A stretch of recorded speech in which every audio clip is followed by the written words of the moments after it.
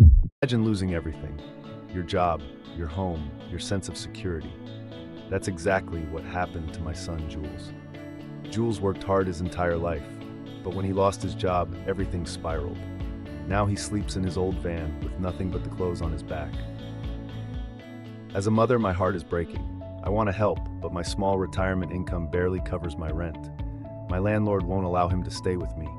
I feel helpless, but I believe in my son. He's not giving up. He's searching for work, trying to rebuild his life. He just needs a little help to get back on his feet. Your donation can change everything. That's why I'm asking for your support. Your generosity will help Jules secure a small apartment, buy food, and rebuild his life. Even a small donation can make a difference. And if you can't give, please share this fundraiser.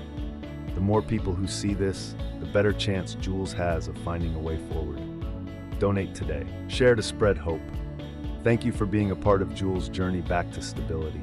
Your kindness means everything.